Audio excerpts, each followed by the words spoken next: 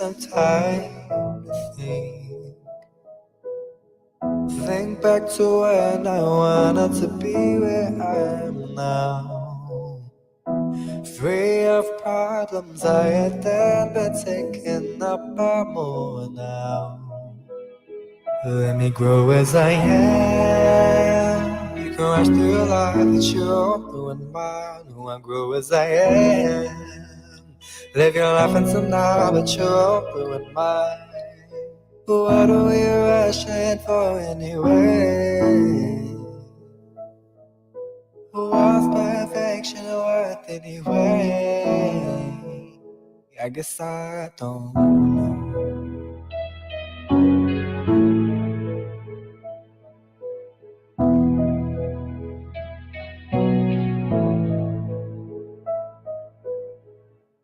I've been writing my own songs and journal entries. Words of wisdom that I wrote to try to fix me. I always seem to know exactly where to go. Why I'm so stuck in the same place, we'll never know. Oh, I'll grow as I am. You can rush through life that you're going by. Oh, I'll grow as I am. Live your life until now, but you're going mine. What are we rushing for anyway? What's perfection worth anyway? I guess I don't know.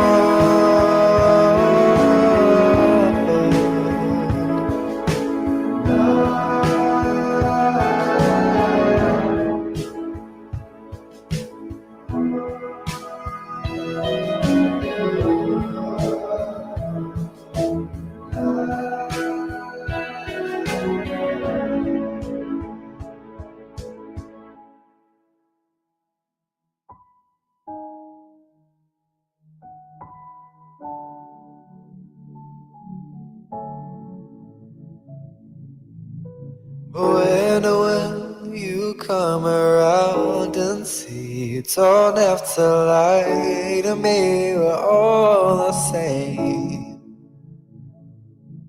When will you finally let go of me and lose your uncertainty? Remember your name.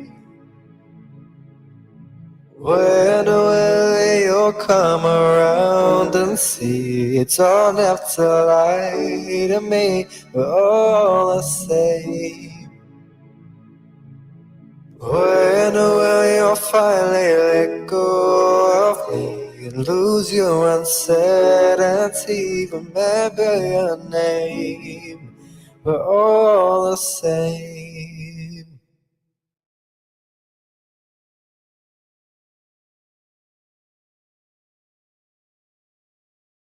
p.m. Eastern every single day. I said I was going to do a little bit of a deep dive into the whole Sweet Baby Inc. stuff and where these other companies fall in place. And I got to tell you, like I discovered on Hypnocast, man, does the rot go very deep, ladies and gentlemen. It all started with Weird Ghosts, and I ended up going down the rabbit hole of 4 to 5 different companies that are all connected, and they're also all connected to the original Gamergate as well. You and the other feminazis in the gamer world are coming for our balls to snip them off, put them into a little felt purse, and take them away. So we have to play your non-violent games, right?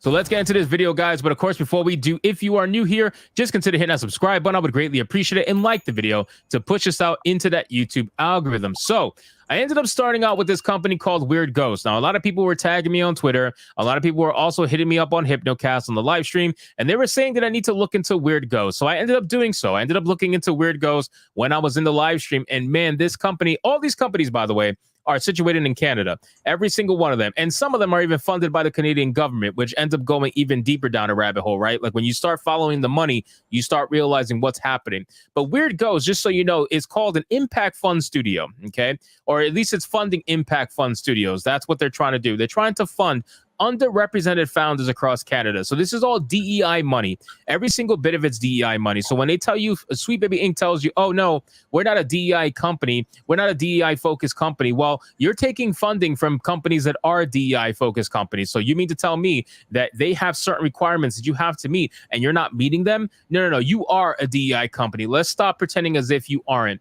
It says right here, we support video game studios with studio development training, catalytic investments, and community in order to build strong, impactful teams of underrepresented makers who are shaping the future of games. Now, when you go into the frequently asked questions, of Weird Ghost, it's a specific question here that's very interesting to me, which will get you down the rabbit hole if you start reading it. It says, where does the funding for Weird Ghost come from? Now, this is a very interesting question. It's something that needs answering. It says, currently, our minority investor, Infinite Ammo Inc., contributes 100% of our budget. One of our co-founders is the sister of Infinite Ammo's late founder, Alec. This project has been backed by support from his family. We want to be transparent about the fact that Weird Ghost exists because of a really painful circumstance that also hurt members of our community. It is our hope that Weird Ghost transforms this pain into something positive for our community. No other. One of the strange things I find interesting about DEI initiatives and people who, use trauma, and I've done that myself, right? I've used trauma to create art. However, I then don't use that trauma to highlight the trauma, to make you feel guilty about the trauma, to feel empathy, make you feel empathy for the trauma. One of the things that I see a lot of people on the, so-called leftist side use trauma as a way to get you to feel guilty about things. They use words and, to kind of like I said, I use trauma to create art sometimes, not always, very minute, because I find that I really rather not, because it makes me go into a bad place myself. And why would I want to put myself through that, second or third time around? I feel like that's something that you don't really want to dwell on, because it can get quite depressive and can be quite overwhelming if you are not in a healthy place emotionally. A lot of people, I've had trauma in my life that still now I still find teary-eyed or emotional. I'll cry over, and I'll feel really gutted and not in pain as such, but really emotionally tied to it. And I just don't talk about it openly to anybody. It'll be in specific situations, where the one I'm thinking about right now, I was actually bearing witness. There was a situation a couple of years ago where the Royal Commission of New Zealand, the Royal Court Commission, which is government-funded body looking at situations in care homes and boarding schools and things that were kind of closed off, private places, and how that affected children growing up in there. And I was one of those children back in the early 80s. And I said it took me a year or two to actually go and give evidence, to bear witness as such to what was happening to the kids around me. And I didn't realize how much it really affected me personally as well, as being party to that, as being part of that.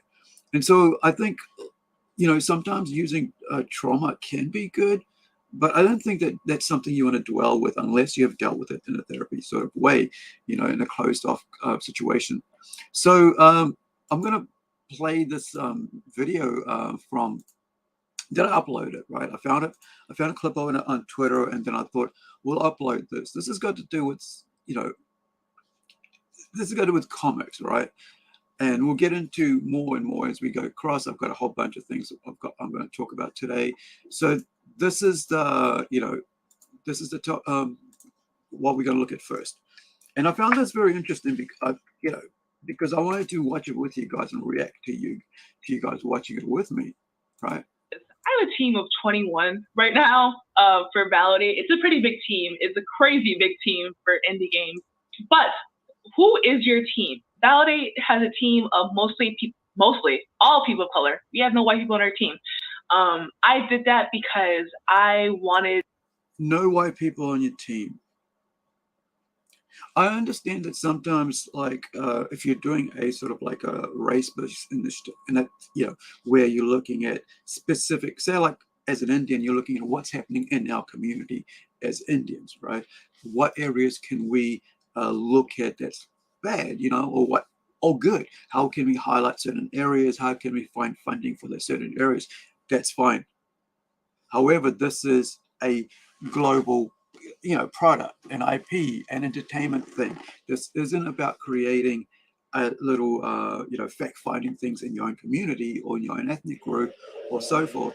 This is about a company that excludes, that should not be allowed to work, as far as I'm concerned, right, in a global market like this, which is the Black Panther game, right?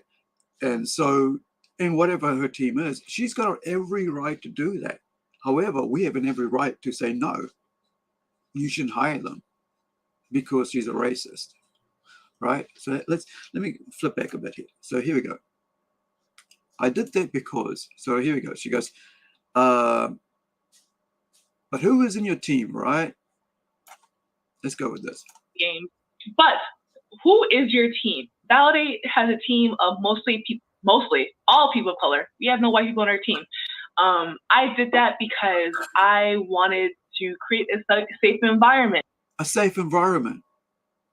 So what you're trying to put out there is saying that every single game developer, every single coder, every single game artist, and I know a lot of comic book creators also work in, you know, artists also work in gaming development. I've met a few of them. I've talked to a few of them on here, on our shows, right? And so because art is art, and if you're really good in your you know, in your comic book art world, you can also, you know, create something special for the gaming, because you can actually, I mean, there's game writers, right? I'm looking at myself personally to, I mean, I was a game editor, a visual novel editor on the writing side of things, right? And so I know that, you know, if somebody said, hey, you can't work for me because you are such and such color, then I would find that very offensive, and I'd go, hold on. So not my talent, not my skill, not my years of education to get to where I am, where I've spent 3 years of my life alone just at, you know, getting my degree and my bachelor's. That doesn't matter to you. My skin color matters to you. I'd be very offended, and rightfully so. And so if that was the same thing, that's why I get really annoyed when people think it's okay to hate on white people. It's okay to hate on white creators. It's okay to race swap white characters. I don't see Black Panther becoming a white panther. Do you ever see that happen? Right? Do you see Cage, Luke Cage, who I like, right? I've got statues and so-called, you know, stuff and comics and everything. Would I ever want Luke Cage to be anything but a black version of Kingpin? Or can we just put Kingpin as a new Luke Cage? Because they're the same build. You know, when you see the later ones, he's big, bulky, and white and bald-headed. No, we don't, because we see that's going to be racist. So why is it so easy for these people like this lady here to change? You know, to be so proud and arrogant and feel like she's in her own safe space to say, I feel unsafe about having white creatives on my team. Therefore, I'm going to keep them out. Well, lady, guess what? As someone who, you know, who's in the spirit, you know, of independent creators, you know, especially with comic books and so on, and later getting to gaming and board gaming, because that's what I'm looking at for Zoolandia, I have every right to say I will not ever look at you for Oharage because you're a racist. And I would never want our racists on my team, right? I don't care what nationality you are. If you're a racist toward any culture, no, thank you. You're not going to be on my team. But here she's saying, I feel unsafe. She wants to create a safe environment because, like, the people she's hiring are people with emotional issues. Like I was just saying about trauma, right? People who have very weird situations that might be real things that happen to them, right? But they haven't dealt with it yet. They want to be out here getting all these jobs and stuff, and then gatekeep that against everybody else of that nationality. You know, things happen in life, right? Deal with it. Get therapy. And I know the best way for an environment to be safe is to be around people who are just like me. Yeah. How about I feel, how about we keep everybody away from me, and I will just live in my little, closed off community of people who have no other ideas or things and about that. They all think the same as me. They're all racist together with me. They all have the same issues. And then we'll go out and, be very proud of that and tell everybody that it's okay to be racist because we're racist. And I'm not saying that white people in the industry are creating unsafe environments. But she said, I'm creating a safe environment without white people. So she's a hypocrite. She's saying, I'm not saying that, but I myself am doing it. Right? I'm not saying that. That is not what I'm saying. I am saying that sometimes it is hard to work with white people because they... Wait, it's hard to work with a race of people. Why? Think that something made okay, but it was really a microaggression. Oh, so they disagreed with you, so now you think they're being aggressive. Is that what it is? So people disagree with you and you take that as aggression. I've got people who disagree with me all the time. Sometimes I go, you just probably didn't understand what I was trying to aim at, right? Or sometimes, maybe they're right? I've got a chip on my shoulder. I need to sort it out. And no one wants to deal with that while you're trying to make a game. Sure, I understand that. But hey, how about they have some valid points about it? You don't even give them a chance because guess what? You want your cult of personality. You want to lead them your way. You want to tell them what you want. You don't want anyone challenging, saying, hey, you're racist. By putting them there, that might be racist to some people, right? That's racist to white people if you put in there. Or maybe you're transphobic by making sure that there's no trans people in here. Oh no, but guess what? Here's another thing. What if that trans person doesn't think like you? Right? What if that trans person doesn't like the fact that you are promoting trans things to little children? Well, oh, that's microaggression. No, that's not all right. See, not everybody thinks the same way. They might be in the same culture, and they might be in this brought up exactly the same. They're not the same two people in the same pod, right? Peas in a pod kind of thing, because they're individuals. And this is why I don't like racist people like her, because they see everybody as a group. They don't see them as individuals, right? They see them as a group, and they think that everybody behaves this way. They don't. I've had a neighbor who moved in who's great, looks after me, makes sure that I'm fine and everything. The one before that was totally belligerent, same race, totally belligerent, totally like utter belligerent. Two people, same race, same age group, right? And that's what I find, like, these people are very racist in that way, and they don't really think. They love the cult of personality thing. They really don't like to think outside the circle. Like I've been outside of, would say, like my own home since I was like 16 going on 17. Like the first time I came out, even before I moved to Auckland, which is like a 2.5 hours drive from where I live, the next big city, right? It's probably like the de facto capital of New Zealand, because everybody that comes to New Zealand kind of like has a fest stop there because it's more summer. Whereas like if you go to Wellington, which is the capital of New Zealand, it's quite nugget. So she would accept not hiring based on her being black. Exactly, right? Exactly. This is why I find racism so weird. It's like these people, like, they don't think about, hey, they could do the same to me. And that's why I always go like, I don't like it because they never switch it. So I could say, I don't want any black people working on my team or with me because I feel unsafe. Now switch that, right? I'm saying exactly what she said.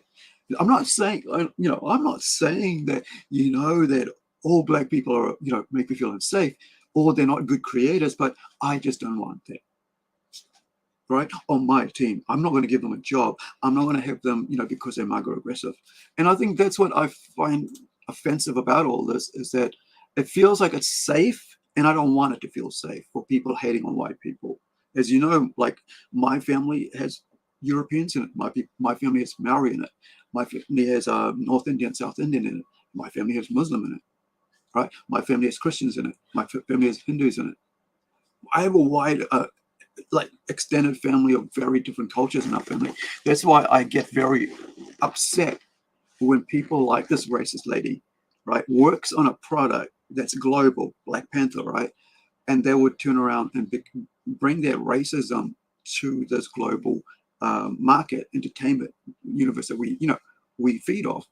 And it's like, now everybody's just gonna, who's a gamer, and I suggest, speak with your mind. Speak with your pocket. Right? If people like out here are doing this and putting and behaving this way in a product that you love, hold on to your pocket. Spend it on who are welcoming you. Spend it on us. Spend it on other people. Go do a bit of research. I welcome everybody to try out our comics. Right? Whatever we're doing, you're welcome to come check it out. I don't care what race, what gender, whatever you believe, or whatever you are, I don't care. Whatever religion, I don't care. I just want you to enjoy what I create, and let me know if you enjoy it. Right? I've had people come in and say, like, they loved, they went and bought, Robot Nation, and they loved it. Like, and lo and behold, it's got like ethnic people in it. Right? It's two different stories with like an Indian family. It's not that I plan to do Indian family. I thought it would be interesting to put them as an Indian family. But I don't market it as that. I've never went out and said, hey, this is about this. I'm only saying this now because of the fact that we're talking on the topic of racism. I have put that in there because I thought it would be interesting. Like, I'd love to love to go in space. It would be interesting. I mean, I remember Nichelle way back in Star Trek and seeing that. I never once thought she'd not blonde. It was a beautiful thing to see that. For me, I didn't understand what the hell that was all about. Why is it such a big deal? I come from Fiji, where there's mixed nationalities everywhere. I've got half Native Indigenous Fijian and half Indian brother, right? And I think the problem with us and these people here is, and mainly these people, this types of people here, these racists, is that they don't go out of their way to actually talk to other people. They love their little cult of personality groups, their little cults where there's only 5 or 6 of them, and all they do is talk about what they love and what they hate, and that's how they stick together.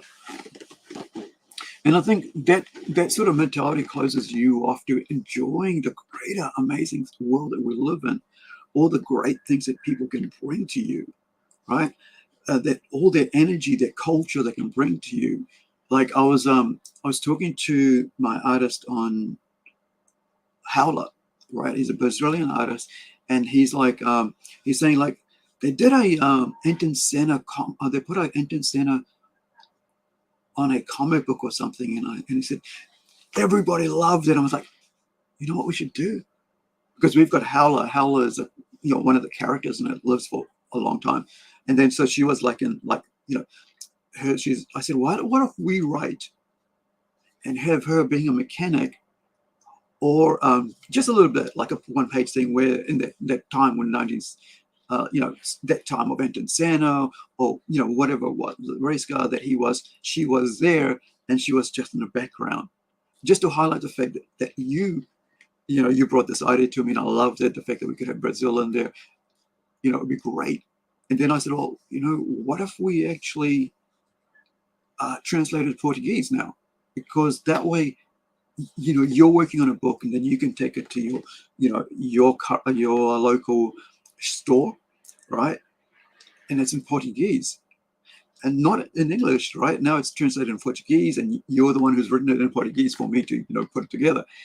And now you can turn up to your exhibition, conventions, shop, whatever, and to your friends and go, hey, look, this is the book I'm working on. And my Indian guy from New Zealand, American publisher, all this global world that we live in, I'm working on, I just finished this comic book. Look, It's in our language. I only learned recently in the last couple of weeks that Brazilians speak Portuguese and not Spanish, right? And so that sort of was a big eye opener. And this is what I'm saying about being open to other people and other people's ideas, other people's thinking, cultures, because that allows us to really have a have an amazing experience as a whole, being in our world, right? Like as a human being, you're all rounded. You're not stuck in a little stuck in a little kind of vacuum, right, amongst the uncultured personality people. Now, so one of the other things we've got going on, and we're going to get into the AI things in a minute, but here's something that, it's a bit of an issue right now. So you've got the people having a problem with the classical look. And here's the thing about this, right? Why character designs are very important, and why you design characters a specific way, right? So Matilda Lutz, is she like? I haven't had a look at this. You're going to get my real reaction, right? So the deal is that whoever Matilda Lutz is, I'm going to just go over and have a look at her IMD, so I know who this lady is, and then we'll go into what her because I was sure that somebody else was supposed to Matilda Lutz was supposed to be acting in this, right? As I thought it was Carmen. I thought it was Hannah Carmen that was doing this, right? So yeah. So before we go into that, let's have a look at this lady herself, because it's good to have some background, right, to this. So this is Matilda Anna Ingrid Lutz, right? So she's here. She's in a movie called Revenge about 70 years ago. Was that 7 years ago?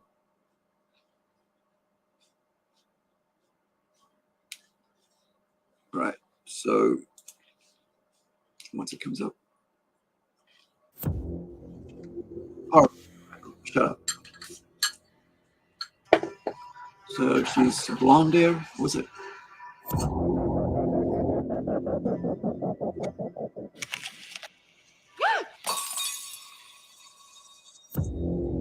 So she's a fake blonde. She's got black hair. Hi. Yeah.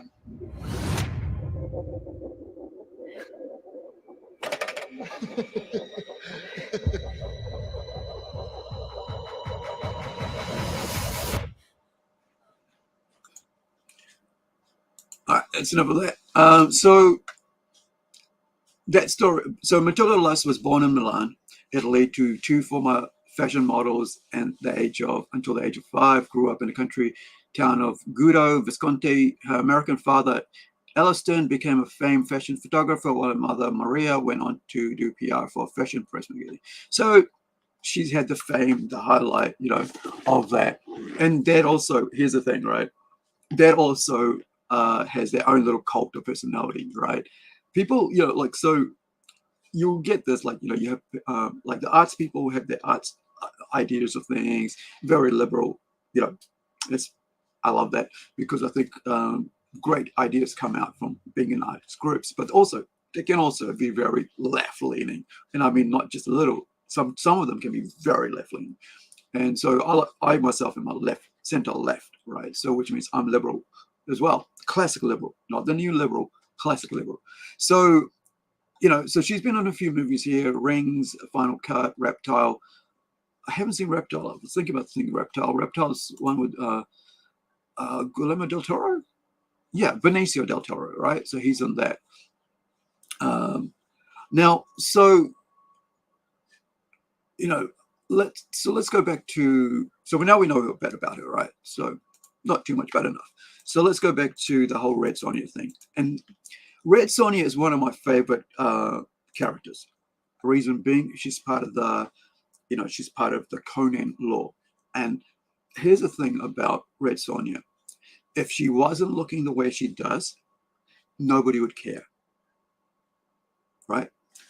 It's about the design, right? If she did not have the male chain link and so on, right? Bikini, whatever, nobody would care.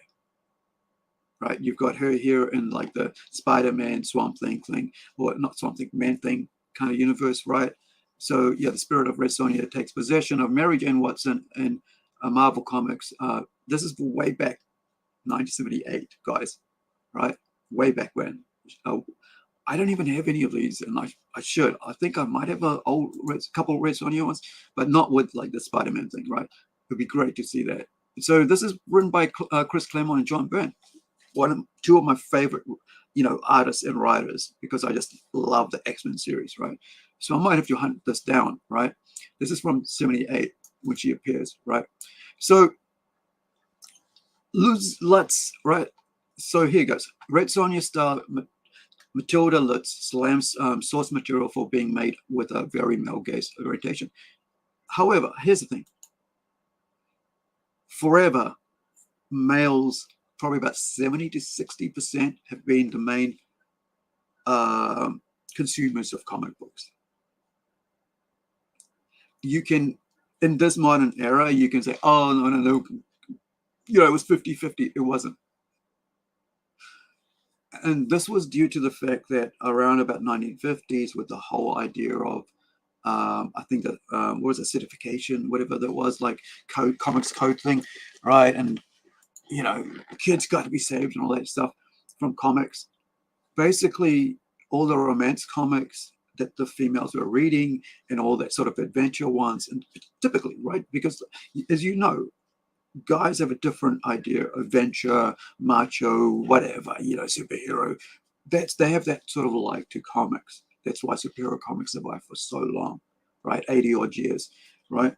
However, females are more about relationships, more about companionships, more about buying a doll that you can, comb the hair with. Whereas apart from the fact that you can grab, you basically have a thing that you just bash each other's toys with. Whereas females would go and grab one and start, play, boyfriend girlfriend situations with that. Whereas the guys would want to bash each other's toys up and go, yeah, but Superman comes and gives them a high kick, and now the Batman goes flying. That's the reality of it. That's the reality of boys and girls. So, this whole idea of the male gaze or whatever, female empowerment, you don't really, as an adult, don't have understanding of it when you're like saying these things, right? I'm not talking about Matilda here, because it's for them. It's for a specific audience, right? And one of the things about this is that a lot of, the idea is that they try to rubbish that whole idea of how boys are grown up and how males are grown up. I saw this, little video clip of a little, and this is a big, bulky, black, muscular dude playing with a little daughter, a 5-year-old daughter, and a 5-year-old son or so. And man, I wish I had that clip, because that'll just totally show you guys exactly what I mean by this. Because it was part of a clip show that I was watching. And so let me see if I can find it, because that'll just, the difference between boys and girls, I think it was boys and girls. It was just a dad just talking about how, boys and girls, and how he was like doing this throw. Yeah, here we go. Oh, that was good. That was so good. Okay, check this. And this is from somebody else's, commentary on it, but I want to show you this. This basically highlights the difference, right, to a T. Versus girl dads, I feel this.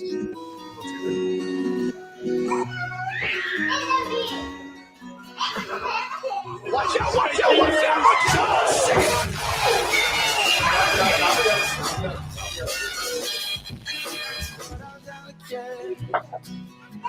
Tell me you never loved someone like me. God. Ow! That's the mom. That's the mom screaming, no, right? The mom's freaking out, right? So that's the difference, right, of how boys and girls are raised, and how boys and girls are, are very different. You can complain, you can you know, you can scream in the blue in the face that all that is safe, right? There's no difference, but you're lying to yourself. You're lying to nature. You're not lying to psychology. You're lying to biology. You can lie all day long, but that's how it is, right? And but you know, but these people complaining about the male gaze and stuff, you are basically, by doing this, Matilda, you're now gatekeeping all the males who would have gone to watch this movie because they don't like you now. I mean, I don't like you now by just you saying this rubbish, you know. So let's have a read of what she's saying. According to its star, Matilda Lutz, the upcoming Red Sonja movie, a film, will be seeking to abandon the male gaze orientation of the heroine's previous and original adventures in favor of a narrative that's overall very woman empowered. And here's the thing. That is not what Red Sonja is about. Red Sonja is someone who can kick ass. Woman or female. I mean, woman or male, right? Man or woman who can go up against her, right? She'll take on a female warrior. The next day she'll take on Caponi or whoever comes against her. This isn't about her being, you know, very woman empowered. She is just who she is. She's the closest I can get to it. She's the female version of Caponi, the barbarian, right? And why? Because, you know, why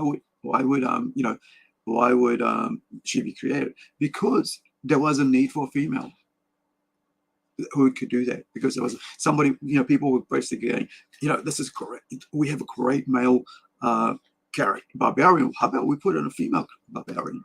That's how it works. That's how ideas come around. It's like, well, why don't we create her own, you know, concept of what she will be? You know, give her own biography, background, surround her with her own people, friends, you know, love interests, whatever. It's been a while since I've read a Red Sonja comic, but I have a whole bunch, right? I have some recent ones and some older ones. But she's a character that I don't go, oh, look, she's, you know, it's very sexy looking. No, I just go, well, I like the look. Cool. I like the character, and I'll buy it. You know, and the idea here is that, you know, these modern day females, just like that lady who said, like, I am the, yeah, I think it was Jennifer Lawrence who said, I'm the first female action star. And we go, Ripley, back in the 70s. So you're 50 years off, mate. All right. So we looked at the revenge just before, the 2017 revenge story. So it feels like she's been cast into these roles, right? And so it's interesting. So Lutz, who audiences may best know, I haven't really seen it, those movies, but for her starring roles in 2017's Revenge and 2021's Zone 414. Now let me just check with the Zone 414. I think I've actually seen that. If it's a sci-fi one, I think I've seen it. Yeah, Guy Pearce, I've seen this. Right. So I don't remember her in it, which is, you know, like, you know, I gave it a 7, by the way. So I don't remember seeing her in it, which is, you know, which is kind of surprising, but I mean, interesting, I should say, because I saw it more as a, you know, as a movie, and that was that, you know, and I gave it a 7 out of, you know, 10. So this is it here.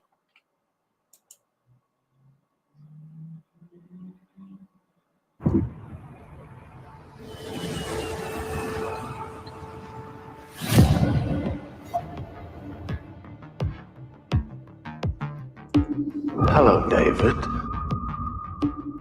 What do you know about Zone 414? My city of robots. My androids. Companionship is rare these days. Not my kind of place. That must be her. The task is my daughter, Melissa. 3 weeks ago, she went missing. I need you to retrieve her for me. And when you get there, find Jane. She might be my best creation. So unique. Welcome to the zone. It's a good movie. I kind of liked it. I mean, like, other people are giving it a 5, but I actually enjoy this movie. I'm actually going to be talking about doing a whole series. I mean, not a whole series, a whole live stream show on, like, the like the robot AI movies that I've watched that I've really enjoyed coming up. And I think, yeah, I'll be doing that in a couple of weeks. I just got my top 30, right? And I'm going to be talking about that. So let's get back to Matilda and with this article here. So, right, so blah, blah, blah. And he goes, offered this insight into the chainmail bikini-clad warrior's next cinematic outing while speaking to CBS Tessa Smith ahead of the South by Southwest premiere of a film, Magpie. Don't know. Pressed by Smith, you know, interviewer, for any and all information she could tease about the film, the actress asserted. So what I can tell you about Red Sonja is that the first ones and the comics were made with a very male. Why do they always do these like new actors and actresses and stuff? They always lead with a negative. They're like, oh yeah, this is the bad thing about that. Just go look. I get to play this character from the comic books. She's been around for years. Obviously, there's a lot of people who love her. Or otherwise, you know, I wouldn't have this opportunity years later to be able to play that role. I'm glad to have given the chance to act in this role as her. There's a lot of people who love her. Obviously, there's like, you know, there's movies. I mean, yeah, she's been in movies, she's been in TV shows and whatever. There's a whole these comic books and novels and everything written about her because people seem to love this character. And I want to bring a great energy to it. But no, this is what she says. So what I can tell you about Red Sonja is that the first ones and the comics were made with a very male gaze. I fucking hate that, man. Gazed orientation. This is a completely different story. It's very woman empowered, which I loved about the script. So, gentlemen, you might as well turn off the engines now and just park yourself somewhere else and go and watch something. You know, go and watch something else because this basically she's not for you, right? This is for because here's the thing. If it doesn't have her doing adventure stuff, lots of blood and guts, then there's no point of watching the film. If it's not adventure, you know, what she's about, right? This very active, freaking amazing character who just, you know, sword and sorcery, right? And so on. Then what's the point as a male to watch it? Because then it's a romantic film about a love story, which I have no problem with. Because you're just taking away what makes, you know, what males go to watch the movie for, right?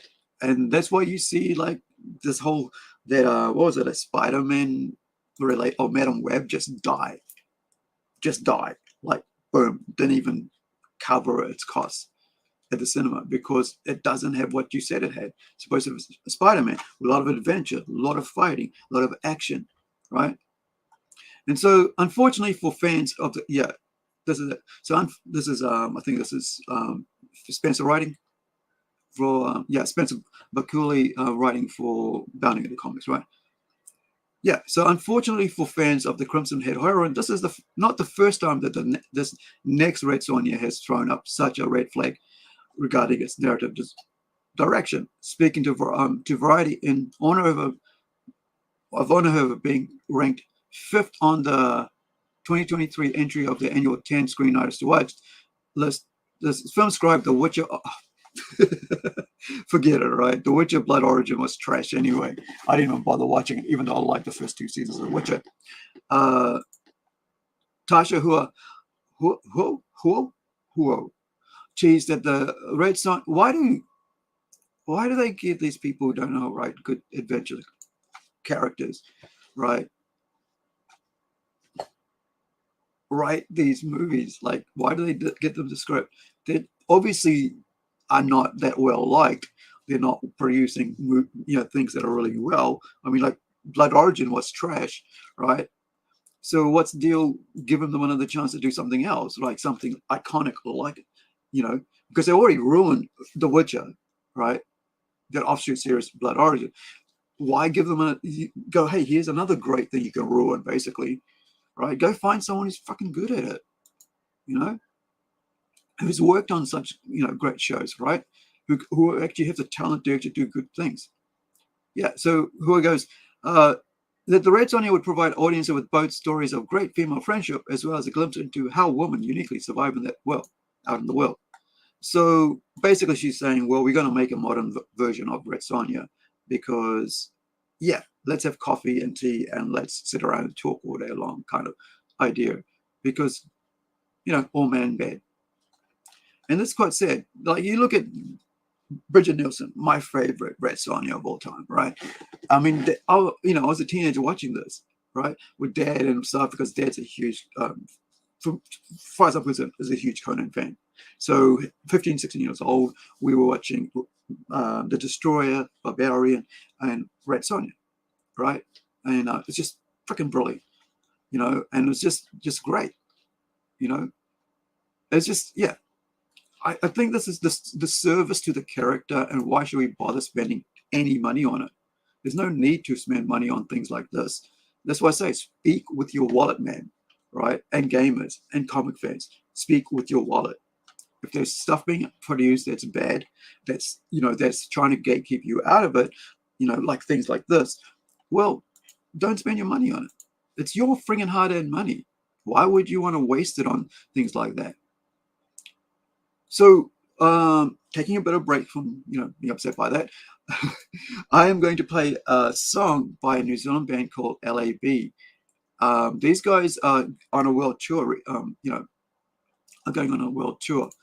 And I like to kind of highlight some of the, you know, some of the cool stuff that's going on around New Zealand because, you know, I love to see New Zealanders succeed. So this is a little clip that I came across my, let me just bring that up because it looks like it's going to take a bit, where these guys are talking about, you know, doing a world tour. L.A.B would have to be a front runner. So here we go. The title of biggest Kiwi band at the moment is hotly contested, but few would doubt that L.A.B would have to be a front runner. The Aplenty-based band have a new album out and are about to tour the world. So Ben Hurley caught up with lead singer Joel Shadbolt before they jetted off. These days, playing stadium-sized crowds isn't uncommon for L.A.B frontman Joel Shadbolt, but in an attempt to keep him grounded, I brought him back here to where it all began, Mount Mauganui's iconic music venue, Totara Street. Did you ever think when you were playing here to maybe 400 or 500 people that in 5 years' time you'd be doing a world tour, you'd be playing Western Springs? I think at the time, no, I didn't quite have that in the vision. But then as things started to kind of evolve, that kind of hype was pretty special. And then like moving forward, yeah, doing the Western Springs thing was amazing. Because are you an ambitious band? Would you say that you had aims? Yeah, for sure.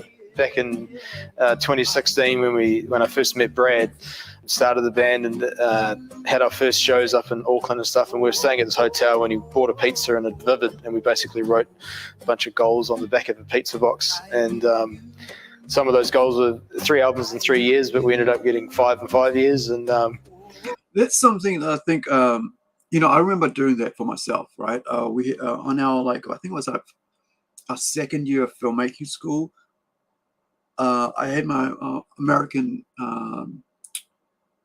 tutor, Karen Love, Dr. Karen Love, right? Doctorate, right? High level.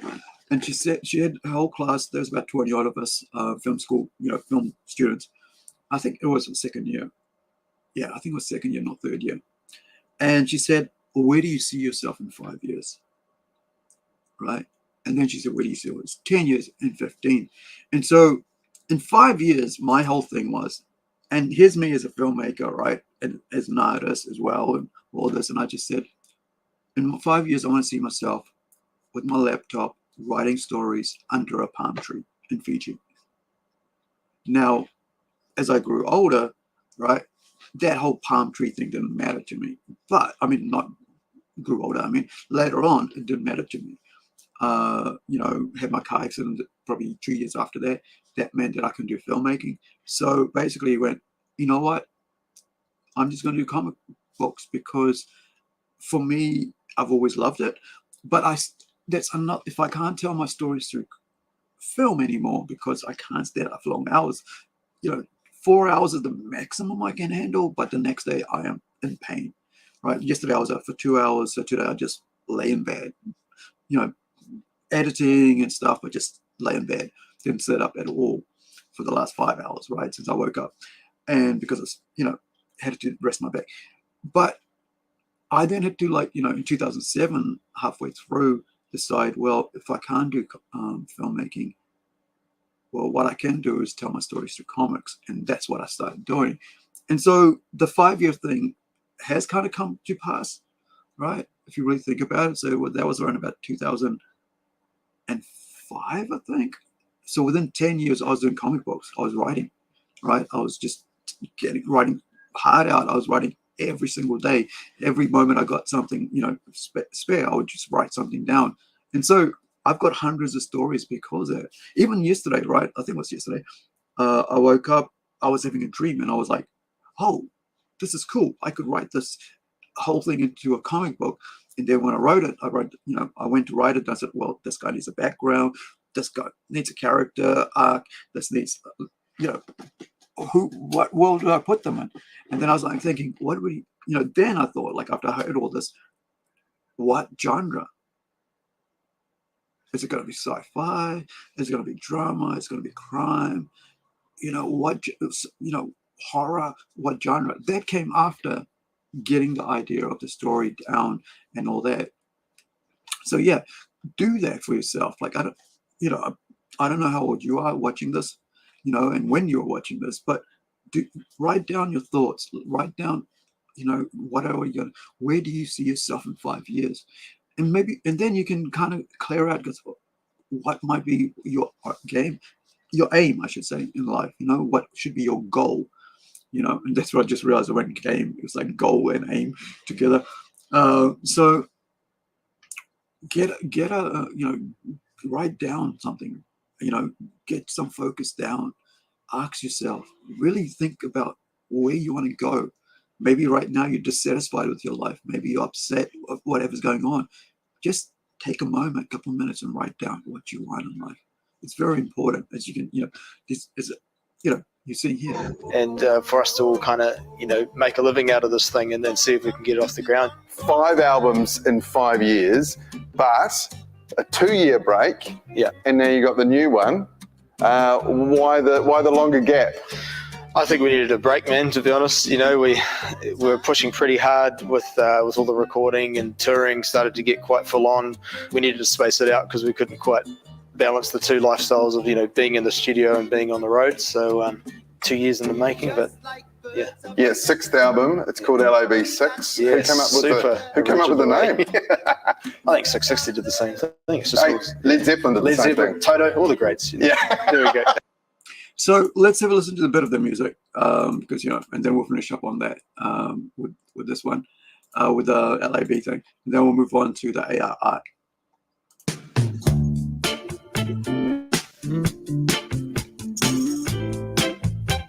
Groovy. This is my first time viewing by this, guys. So new to me.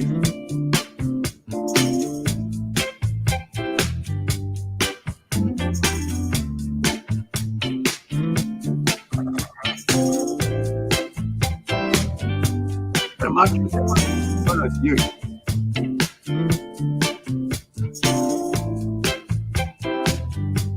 Ooh, I feel it everywhere.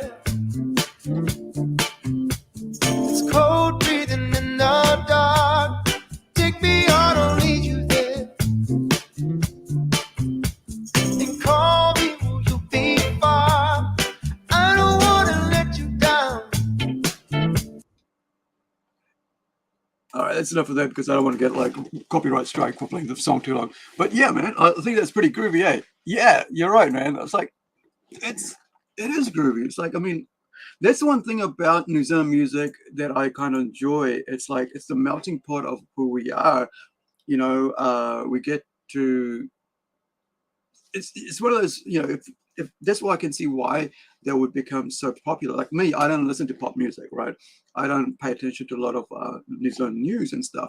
But what came up, and I thought like it'd be cool to just check it out because I think I want Kiwis to succeed. We're a small country, but I like the fact that the amount of talent we have throughout our great little nation, right? 2 little islands, and with a little, little island at the bottom, main islands, and a little one at the bottom there. And it's great to see that. And I just love highlighting, to the rest of the world how great we have, and that, as well as our talent in all sectors. Everything. We're basically great in every sector, right? And that's great to see. And I think we should be proud of that as a nation. Now, one of the things that's come up, recently, which has been a big, huge thing, is this, right? So this AI thing has just blown up, and it's been something that's like, it happened at the same time, almost within days of each other, right? Is this one here, and I'll read through this, right? Because this is what really kickstarted the whole issue with the AI with the Batman thing, right? And I saw then it got picked up, by actual, people around so-called what is it? The the internets, right? The news agents and all that stuff, news outlets. So let me just make sure I've got you guys here with me. Yep. All right. So let's have a look at this. So James D. Leach, right? He's out. He's I'm going to tweet more about wrestling and so on, right? So it's that, but he's also a comic fan, right? So he writes, now that I've read all the issues of Batman and Andrea Sorrentino, this is a guy here, right? Eisner-winning comic book artist and storyteller, Italian co-creator of Gideon's Fall, and primarily you've also done Batman, Joker, Wolverine, X-Men, right? And Green Arrow. So he goes, contributor 2, I feel like there is a pretty strong case that AI art is being used. I'd love to be wrong about this, especially as the run has been so great, but it's hard to avoid. I'll explain in this thread. So we have a look at all this work. So one thing I personally noticed is this weirdness here. This kind of was like, what is going on with this, right? This seems just abnormal, right? I can see what's happening, but it just feels like it should be like that, right? But this feels like it's another that little part there, right? Sorry, I'm trying to look through my webcam, around my webcam, is that it feels like another belly button to me, right? But let's have a look. So he's pointing out these. So see the difference in the art, right? There's something going around with the difference in the two, the brush strokes and stuff. And here, look at this, right? And maybe he's in a different position, but just that whole, the muscularness of that compared to the muscularness, there's no muscle here at all. It's just like flat. So it feels a bit off, right? And the way the ribs are all done up, but I just have a look at it. Now, there's a bit of something, we'll see a bit of closeness of what's happening here. It's like, you see this one here, it's like this bit, like it's like copy pasted, right? That line, there seems to be something here. You can go, it's like a brush stroke would do that, fine, but there is more coming out. And so he talks about the speaker here and so on, and we'll go, we'll get to that in a minute. So here we go. So he writes, first off, there are the usual telltale signs, strange anatomy, errors a human is unlikely to make. The weird hands, like he's looking at here, right? The way the hands are, if you're painting this, right, because this is what we're calling it nature, note here, is this is a painted thing. Nobody would go and paint like this. Even I would, paint this huge gap there, like you can see, right? It's really, I can see it's like close, but between this finger and that finger, but that's very out there. So that's what I was saying before. This feels like a filled in for me personally, that's what made me go, wait, what's going on? Like, why is this feels like it's like a belly button that's been covered up? A human wouldn't even have the belly button there. And then also the nipples. Look at the nipple, right? The male nipple here, guys, just in case you're thinking it's a female nipple. This is a Joker with one nipple here and one down there. Usually, you know, let me see. Yeah, it's to the side, right? So this one should be here, right? Not over here, not down here, but normally around the corners.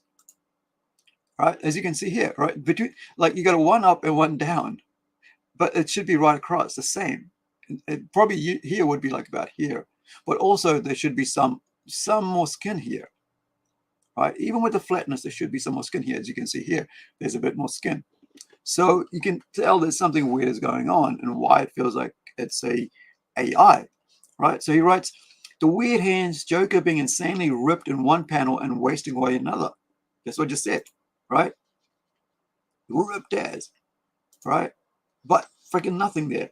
He's like emancipated. Like, it's not my worst day. It's like, you know, I've been kind of like that ways. You know, when I've really been ill and haven't eaten for a week, I do get emancipated. Emanciated, I shouldn't emancipate. Emanciated because I don't have that much, you know, body. My body wasn't made to be, even though when I was young, I used to do weightlifting and stuff. So there was a bit of meat on my bones, but it's not something, it's just my eating habits. I only have about 2 meals or 1 meal a day sometimes, depending on, you know, what I'm looking at. If I'm having a huge meal and then a little, you know, nibble in between, want something else like snack, or just 2 smaller meals throughout the day. It's just the way I am. I don't often get that hungry. And sometimes I don't even eat for about 8 hours or something. If I'm working hard, I just carry on and just drink lots of water. And sometimes I'll have a, you know, chocolate next to me. So I can lose a lot of weight very quickly and get very skinny. Secondly, there's a style which Sorrento doesn't appear to have used before outside of a couple of Instagram posts. His other work is very distinctive, heavily photo referenced, high contrast lighting. This is quite a departure from that. Not enough on its own, but telling. So here you go. So you look at how, you know, what he's posting here is references to what he's doing. So you can see there's a lot of light, right? And there's, you know, not so, you know, there's enough kind of light here, but like this one uses a lot of bright areas and dark areas. And like here, I think I've got this comment, by the way. So this is how I thought it was. Oh, I know this guy now. I didn't, you know, when he was doing the other Batman ones, I was like, I don't know that guy. But when I saw this, I was like, oh yeah, I know this. I know his art. You know, of course, here, what is that, Hawkeye? Or is that Captain America? You know, so he tells you the difference. Like, this is what he's doing now, but this is what he was doing before. So there's a bit of difference on, you know, his work.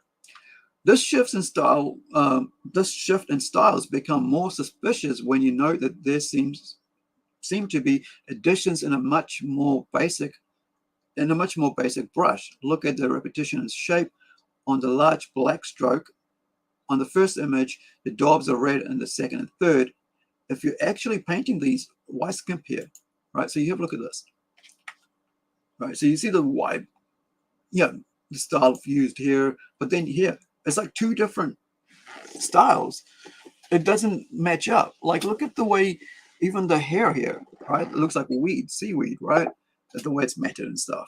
But like, you know, you're doing this and then you're going to come and go boof, boof, boof, all over it because the whole point is you're trying to bring attention to the blood because, you know, obviously something's happened there. And by the way, I haven't read the comic, right?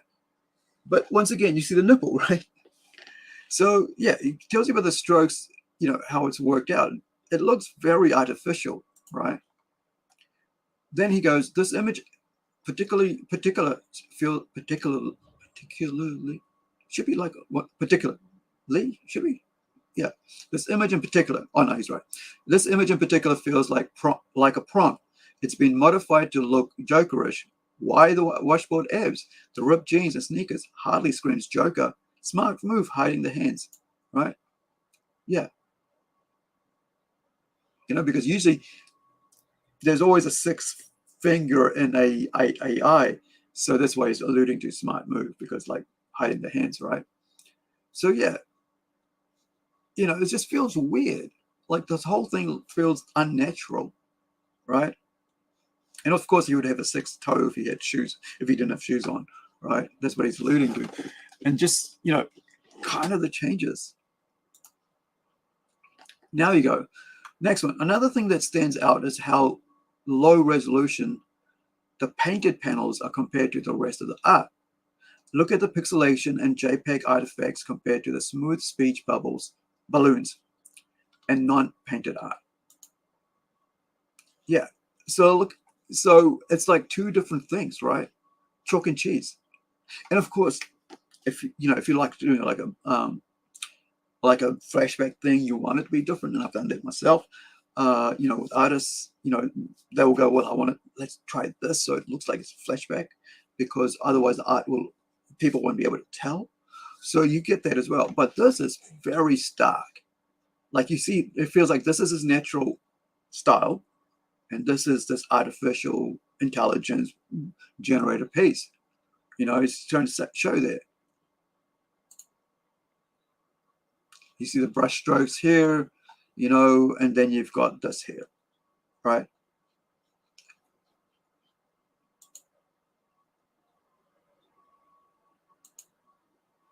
And then the blood one, right? Now it's back to natural, like the same sort of like strokes compared to the other ones. So here, right, once again. So it's like, it almost feels like he's copy pasting some of this, because I feel like I've seen this before, right? Can't tell you whose art I saw it on, but I feel like I've seen this somewhere else, because I read quite a few Joker comics in my life. I mean, not Joker, but Batman comics, right? With Joker, obviously. So here's a good example of seemingly carefully painted art being modified in pretty rudimentary fashion, presumably because it didn't fit the intended purpose. The sharp outlines around the cut and pasted hair in comparison to the brush strokes around it, the repeated elements, right? So this is what I was talking about earlier, about like how, like, look at this compared to just here, right? So, and here, this is what I was talking about. And he points it out, right? All this, it's like smudging and all that, but like, right, it's over here. That's that piece that's clipped off, like he's done a close up of, right? And look at that. And here's the thing. I myself have used photo references for my first comics, right? Recently, I put up Zero, first issue of Zero, minus a couple of pages, from my old, like, 2009. Yeah, around about 2000 time, when I was doing comics myself, where I would use photo references. I'd use my mouse, because that's all I knew at that time. Didn't have a tablet, couldn't afford a tablet, because I wasn't working, and my ex-wife was the only one who was working, and so we were very tight, right? When you've got to pay bills, and when you were like months earlier or a year earlier, you were just two of you working, so all this money was surplus. Now a year later, all that's been used up, and all you've got is just one income. So and plus I didn't know about, I think, Wacom and all that. It was only about a year later that I just went and got a loan and bought myself a tablet. So I was just going around, I'd go click, click, click, click, click on the, I think it was Photoshop, and then I'd fill that in, and then I'll go and smooth the lines out. That's what I would do, and I've done that, right? And I understand that, but I was trying to make a comic with the skills I had, and so now I'm just getting artists to do it, right? Everybody wants. Let me just turn this on. I thought I forgot to turn it on silence, guys. Apologies. So let me just put this on silence. There we go. And so, yeah, this is it's very, the reason I'm bringing this up, right? The reason that's very important is this right now. This is DC Comics, right? And then you've got the DC and Marvel are the guys at the top of the pyramid. Then you have like Todd McFarlane with Image, Dark Horse, Dynamite, Then after that, you have Boom, IDW. Who else would be there? Zenoscope, maybe? Yeah. And then after, or maybe Avatar, is it Avatar Press, I think it is. And then after that will come like people like us, you know, like Rising Sun Comics, Antarctic Press, Antarctica, Atlanta or Atlantic, something like that, and all the other, you know, lower tier. And then after that will come indie comics, individual indie studios and Kickstarter people who just, you know, putting out a comic once a year or something. And that's how the pyramid is.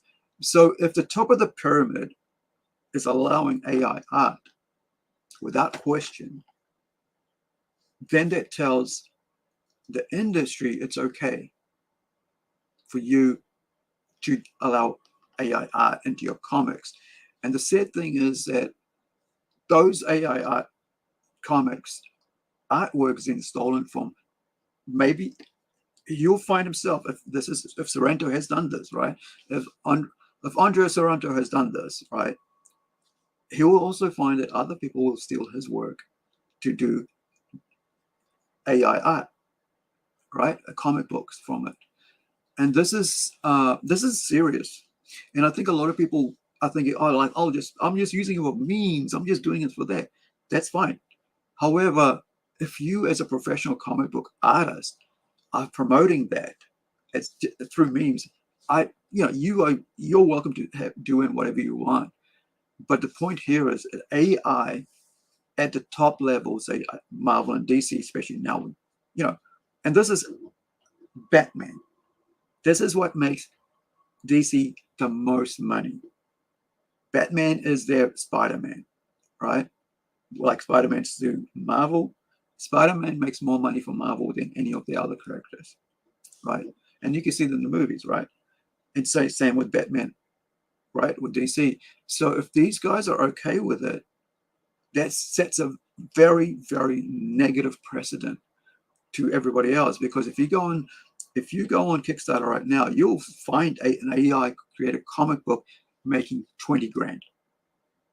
Whereas someone like me, I'm barely making $1,300, $1,400 on a comic book created by three guys creating handmade comic books, right? Right, three humans making it, yet we can't cut the 1,500 mark, even though we as artists, you know, are actually writing this from our own head, not using an AI generator or ChatGPT to write a comic book. And then, because most of those people who are doing those comic books, they're not friggin', you know, they're not doing it themselves. They're using a ChatGPT. Oh, I got this idea, and I've done it. I wanted to see how it worked. So because I want to be able to speak on what I'm, you know, on this with the knowledge of it. So the idea that, you know, that this guy here can go without being checked, and like he said, like, you know, like James said, right? I don't want it to be true, but if it is true, it sets a bad precedent, right? And has to be called out, because this is, you know, it's Batman, right? And it's a Batman comic. And so, you know, there's other people who posted stuff to it. So here in reply, right? So you go, as soon as I saw these panels, it reeked of AI. So I did a test. And this is what Bing generated. It looks way too similar to his results to be just a coincidence. And this one too, with only Catwoman. That's the thing, right? That's why when I actually first saw this image, right? Like way back, you know, let's go back to here. When I first saw the first image, I thought it was Black Cat, right? Because I know early in the day she just have, like, you know, earlier on, and somebody, these guys mentions that that's sometimes early on she used to do that. But this is like an Eartha Kitt, right? White hair, and I mean Eartha Kitt from Batman series. No, right? TV show. That look, right? Because that looks like Black Cat, not Catwoman, right?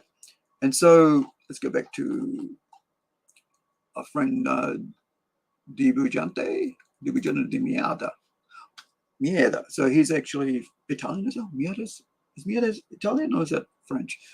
I don't know. So he goes, yeah, and this one from, yeah, I mean, Black Catwoman, excuse me for spamming my own tweets. Right, so have a look at this. Batfix kissing Catwoman. She's wearing white, wavy blonde hair. So this is what, you know, the search came up with. Right? This kind of feels like that Eartha Kitt one I was thinking of. All right? So yeah. Right? That does not look like Catwoman that much because she would have that full mask. Or even with that, should, you know, it's not something you go, oh, this is Catwoman. The only thing that's Catwoman about it is the ears and this. You know, maybe a bit of that, but it's so much like Black Cat basically is a ripoff of Catwoman, right? If you really think about it. Right?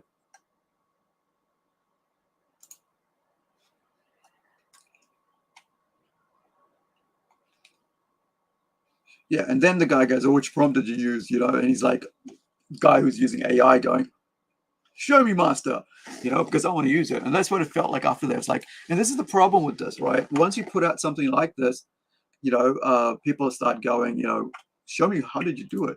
Tell me which app you use, so that more now there's interest in creating their own version of it. And I find that really interesting. So you have a look at that, right? What's the difference? The hair, like, look at that. Even look, she looks old here. That's like age lines, right? The smile lines there, that's age as well. Right here, there's nothing. There's this Kim Basinger, right? And that would be Eartha Kitt, right? The two ladies who have actually, amazing ladies, actresses, who have actually played Catwoman, right? In the past. And he goes, to be fair, the speaker is part of the story, but you'll notice that it doesn't appear to be painted, right? Like the rest is. Probably because AI couldn't generate a speaker on the side of the horse without looking bizarre. Yeah, that would be, yeah. That would look really bizarre, wouldn't it?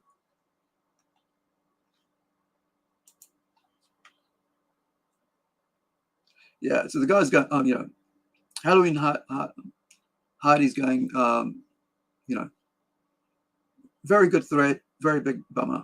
Yeah. And that's basically it. You know, he goes, I don't want, and James goes, I don't want to write it. I'm a big Zdarsky fan and love the Batman run as a whole, but I felt it needs to be addressed. And this is basically it, you know. And so this is where you got, like, you know, everybody's basic CBRs picking up, you know, comic book reader, or whatever they're called now, right? And so it's really been picked up. And yeah. Right, and now we're going to go on to, let me see, is that the one with Nick's post? Yeah, so this is gentleman, Nick Caponi, on, and this is the next part of this, right? So this is,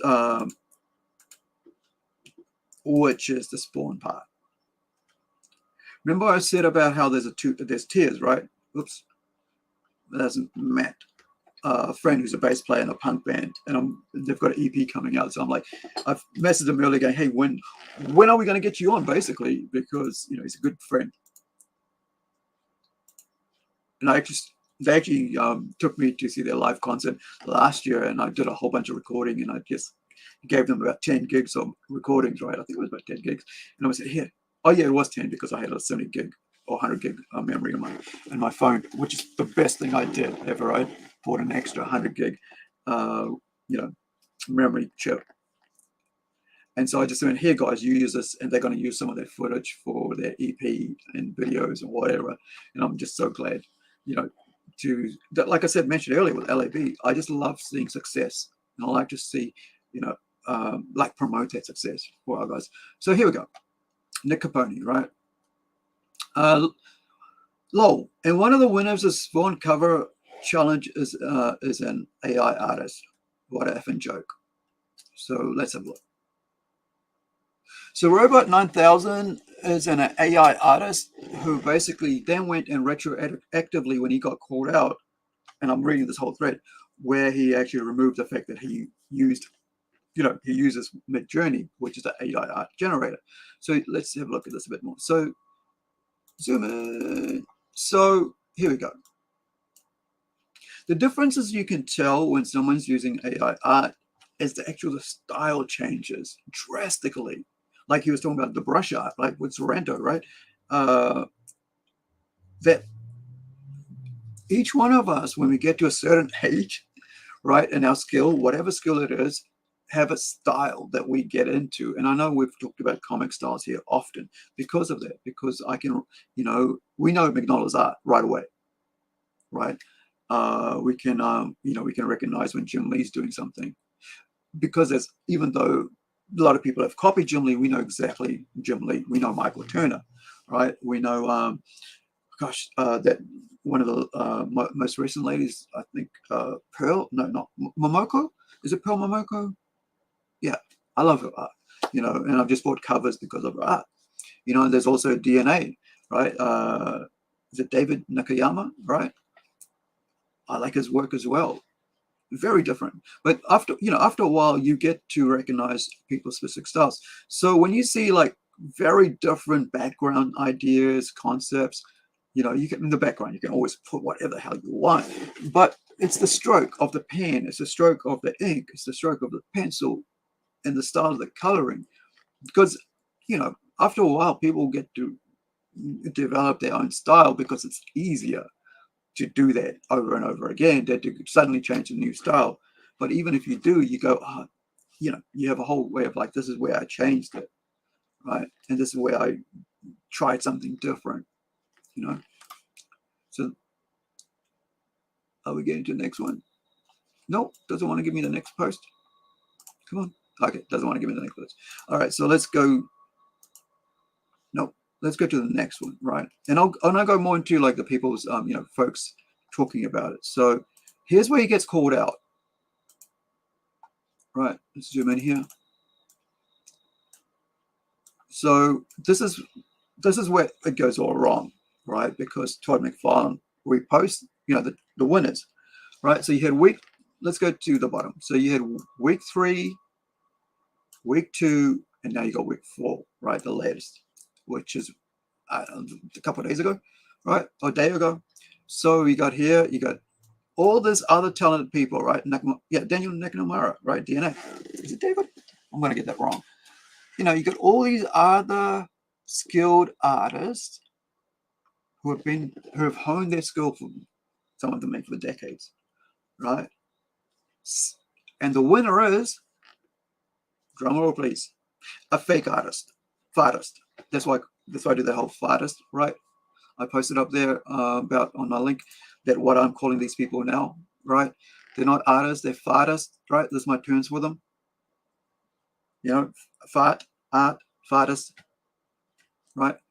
So you're welcome to use that, because fake artists, right? They're not artists. And I know people were going like, with digital artists like that. No. Digital artists actually hone their skill, right? These guys just type in shit and it's puts out the shit using hundreds and thousands of images from amazing skilled artists out there, right? And the reason I'm pissed off about this is because one of my artists said this week, his friend just got fired because of AI art, the artist friend, right? Because he said, my friend, you know, got told, hey, we don't need you now anymore because there's AI art. So this is real world, right? So when you have like real people losing jobs over fake art, farters, right? Then because all that guy's doing now is going, the manager's going, you know, boom, boom, boom, boom. But that's theft. And I don't know why people don't push that more and more, that every time you put a single art out, that's theft. And I've watched a lot of even big name effing comic book creators do this. Oh, it's just a meme. But guess what? That meme that you use, which is fake art, right? It's come from somebody else's talent and skill. And you yourself, as an artist who expects to be paid a couple grand for your work, are now just doing that as a meme. You're basically saying it's okay. So when other artists call you out, it goes, oh, it's just a meme. Okay. So when your work goes out there, that means that's okay for us to use that as a meme too. Is that what you want? This is where we're at with this, right? So And I think a lot of people don't think that way. They don't think about how it affects real people. This is why I got pissed off when people started using, stop popping up, just keeps popping up. All right, started using like AI. I mean, not computerized. What it's called, like checkouts. Everyone's like, yeah. That's an employee, 2-3 employees, no jobs, no young kids getting hired to be, to learn how to interact with grown-ups, with people with different culture, religion, ideas when they come up. And a lot of people might think, oh, it's only putting bags and, groceries into a shopping bag when you're standing there. No, it might be simple, and you're just saying, hi, you are visually connecting with someone that's not in your family, that's not in your, your little environment. So you're actually having to recognize as a human being. And this is you at 12, 13, 14, whatever age group we allow, because I know my brother was working at about 12, right? In front of a counter, counter working, getting pickup money. I was working about 16, right? And so that interaction helps you relate to people, and also helps you get skills. And by putting a machine there, you are now taking away all those skills that you could learn by just putting a machine there. And this is what it is. It's like you're taking away work and learning and skills. So why do we need artists anymore? Why do we need to get skilled anymore? Why do we need to hone our talent? Because there's AI now. And that's why I find it really, really interesting and upsetting about this whole idea when comic book artists are doing it, right? Using memes or whatever you want to use it, just to put it out there. And hey, you do whatever how you want. I'm just giving my opinion on this, right? Because I'm not going to tell you what to do. You just do what you want. But understand that by using AI art, you're stealing actual art to make money off, or promotion, or whatever. And that's where it is. And like someone's going to lose your job over it. The more you promote it, it's here, right? And I'm we know it's going to be here. And I've mentioned before that I would use AI for my writing. If I had a personal AI that I could put all my art, all my thousands and thousands and thousands of pages of ideas and stories and script into, so that my AI could learn how I write myself. And then I'll go put in a couple plots, and I go, okay, this. And then I would take that and then rewrite everything according to how I want it to work. I'm happy with it. I'm okay with it. And that's how I like, if you're an artist, I expect that for you as well. But at the end of the day, do as you want, right? But don't start screaming when people use your work, right? Don't start yelling, oh, you use my work. That's what I'm saying. Like Sorrento, don't start screaming. Todd, don't start screaming if people start using your work for AI. And that's my takeaway from this. It's my opinion on this, because the thing here is like I said before, you got Marvel, you got Image, next level down, right? This pies of the steps of the pyramid, right? And so if DC and then Todd Image agrees that this is okay, then basically what they say, like basically we've kicked the hornet's nest. Anything goes, right? That's where we're at with this, I think. So that's all I'm going to say on that point with the AI art. Now let's see what else we got on our little list of things. Something good and happy. All right. I want to break it up because I just want to have the moment I'm just being negative about these. So here we go. Spinal Tap. And I only recently saw this friggin' movie. Honestly, guys, I only saw this the first Spinal Tap movie about 2 years ago. I've never seen Spinal Tap until 2 years ago, and I was watching it, and I was thinking, oh, okay, this is pretty out there, because it's one of the first kind of like reality show mockumentaries ever made, right? And so this is with the whole it being a big thing, right? So Spinal Tap became a big thing. So let me go and grab so you get an idea, right? Let's go do a little video journey with Spinal Tap, and then we'll come back to the actual, what this is about. So 1984, right? I was about 11 years old. So let's pop over and have a look at the trailer, and we'll go through that. That way, if it's been a while for you, if you haven't seen it for a while, you also get a refresher on it. So here's a poster, right, that they did for it. The funniest rock movie ever made. Hilarious. Sends up what the Beatles started with, A Hard Day's Night. Don't miss it. One of the funniest movies, right? So this is Spinal Tap.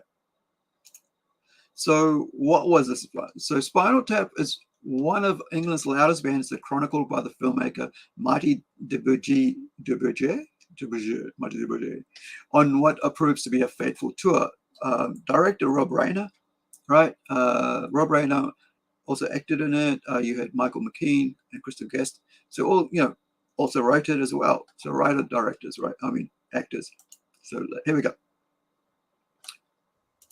Hi, I'm Rob Reiner. I've just directed my first feature film for Embassy Pictures. It's called Spinal Tap. It's a comedy about a British rock and roll band. I'd love to show you a clip, but as you can see, we're still editing here. I know I should show you something, and I found this piece of film lying around the editing room. It's not from my picture, but I think you'll find it interesting and quite informative.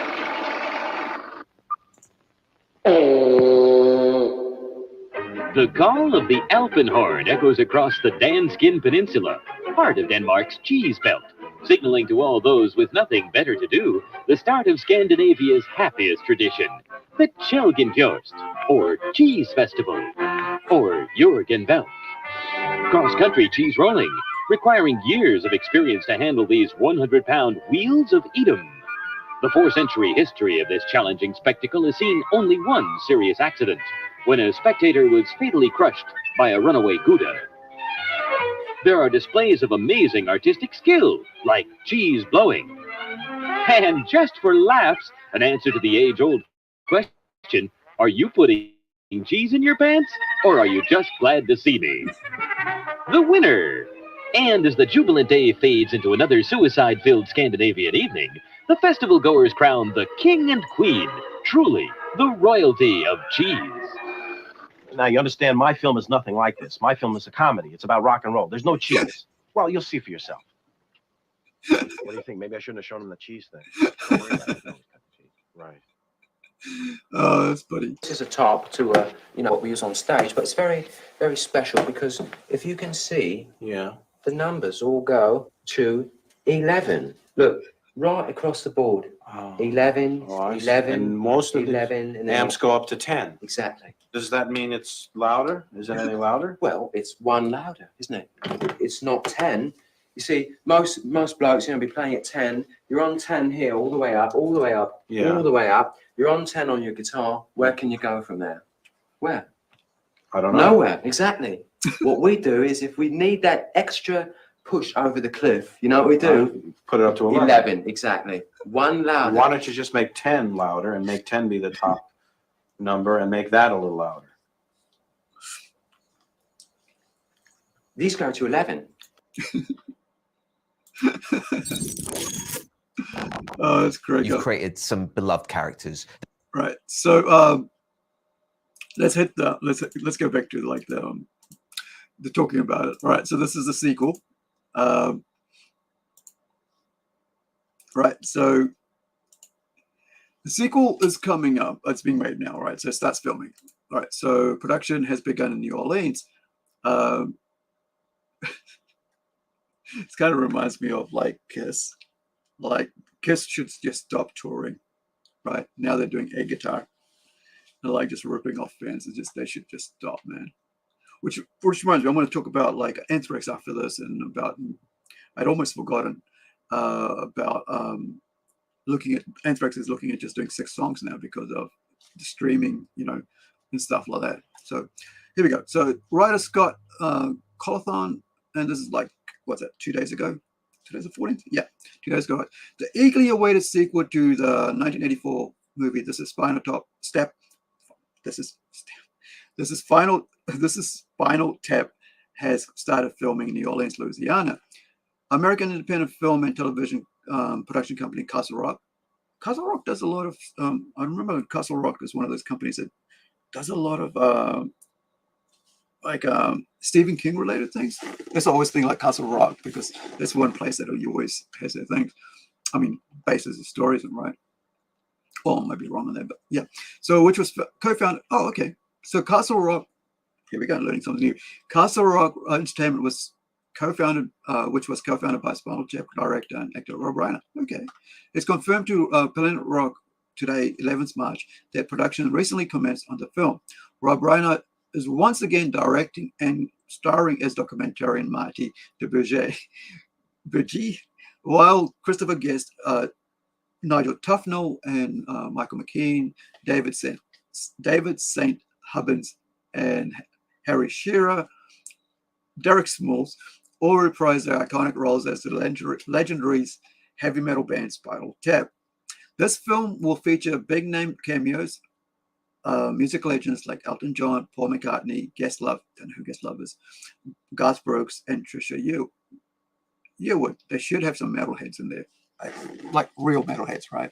I mean, like hardcore metalheads, like say somebody from like Slayer or Megadeth, or maybe Dave Mustaine, maybe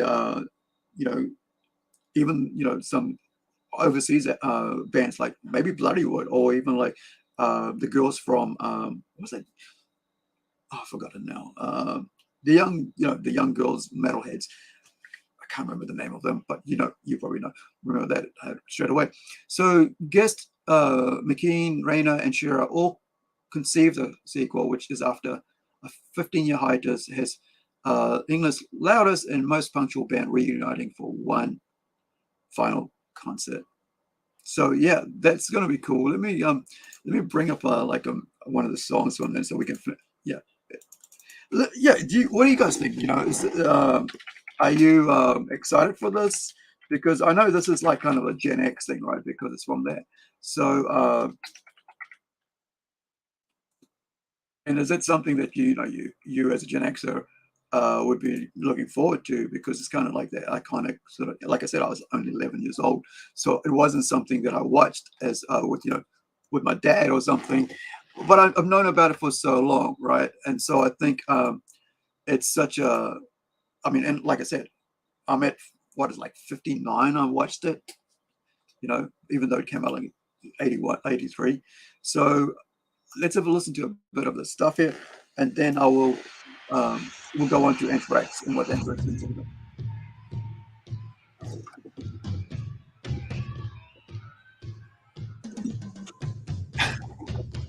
Didn't know that.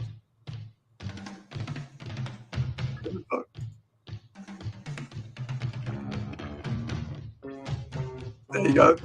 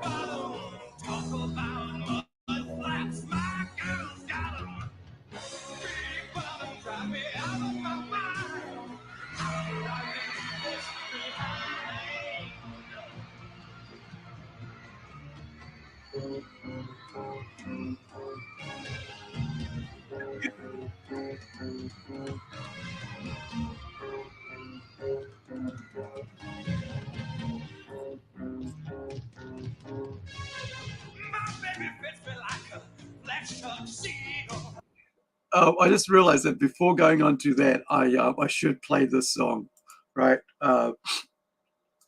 This is from one of the songs from Kung Fury. Hey, got a permit for those guns? I've got your permit right here.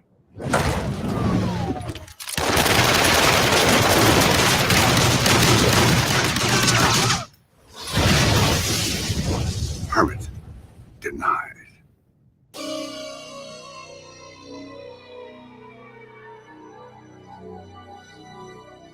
I didn't even know this existed. BTS was talking about this on this movie.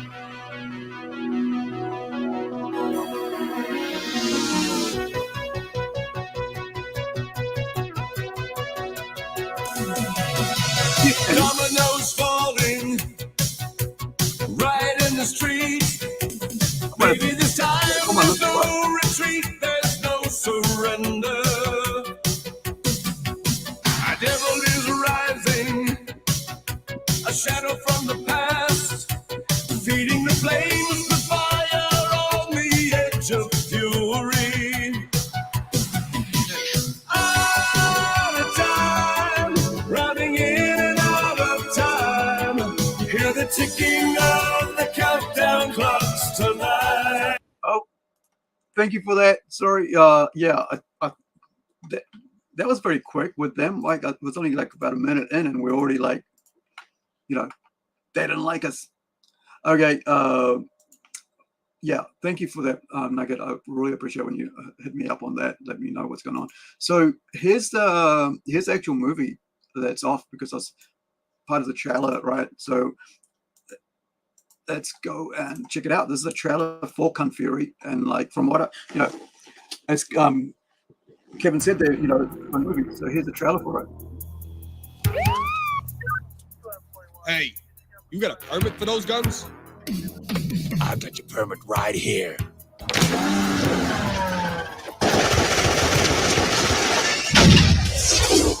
All units, we have an ongoing shootout at 24th and North Pleasant Street. I'm on it.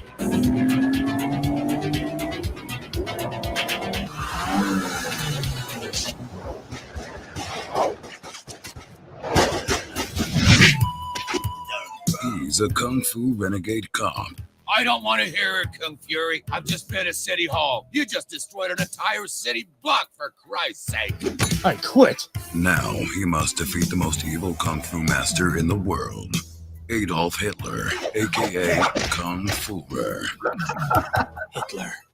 He's the worst criminal of all time. I need to kill him. I can hack you back in time to Nazi Germany, just like a time machine.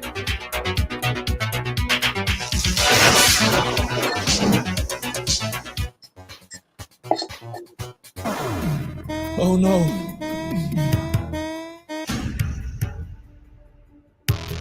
I went too far back in time. This is the goddamn Viking Age. I'm a cop from the future. I need your help. That's a good tie-in with a Red Sonja thing, right?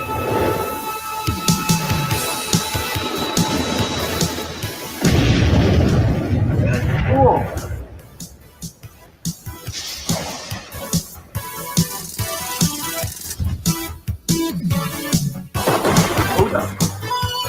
Get ready for a new world of unspeakable adventures, never before shown in a motion picture. Get ready for Kung Fury.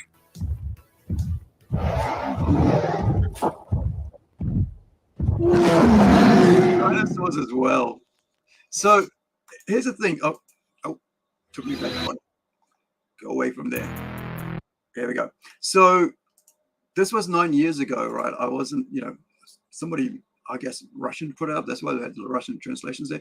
So let me grab that and find out who these guys were, because, like I said, I heard it mentioned. I was like, oh, let's go check it out. But I hadn't seen it, right? I hadn't, I'm trying. I thought, oh, let's go watch it together and see what it's about. So, who,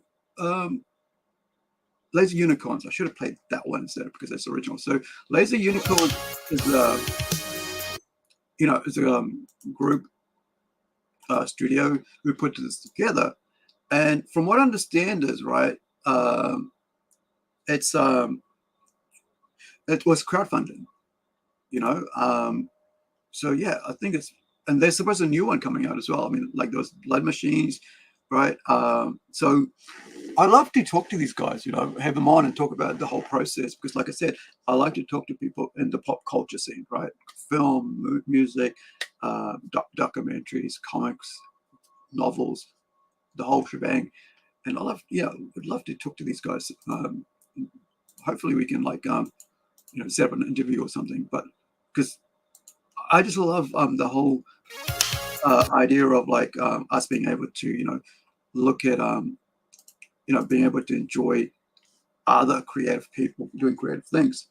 And so this is pretty cool seeing this, to be honest, the green screen. I mean, I was doing green screen about 2004, 5, 6, when we were doing when I was doing a documentary series on sci-fi writers, which I made, never finally got edited or something like that, because it was going to be on a local station, and then the manager changed, and I was like, hey, I made these 5 little 30-minute things for your channel because I was talking to the last guy and he said it was okay. So I went and spent friggin' months doing it, and now he's going oh yeah, no, we don't know anything about that. Thanks for wasting my friggin' time. Could have done a whole bunch of schoolwork. But yeah. Chop, chop, chop, left side, left side. Yeah. I am so crazy. We should seriously go to a club sometime together. You can bring all your friends. I will bring no one because all my friends are dead because of you. No hard feelings. What kind of music do you guys like? Yeah? I got it all. Big old record collection. I don't know where my accent is going. It's a personal transportable cellular telephone. It's a personal transportable cellular telephone. It features 832 channel capacity. It features 830. Getting tongue-tied. All right, let's get to Anthrax.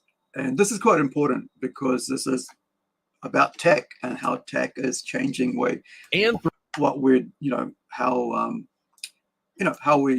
we're changing the whole friggin' landscape. Like we talked about AI before, and how it's changing the whole work situation for real humans, taking jobs away from them. But here we're going to look at how creatives are rethinking what they're going to put out, right? So this is really interesting, because when I saw this, I was like, wait, what? Anthrax hasn't released anything in almost 10 years. And while the music industry gets weirder, the band's been busy. For example, Charlie Benante got engaged, Scott Ian played a non-profit jam, and Joey Belladonna sang the national anthem at a Chiefs game. But what about new music? It's been 8 years since For All Kings and 6 years since Kings Among Scotland.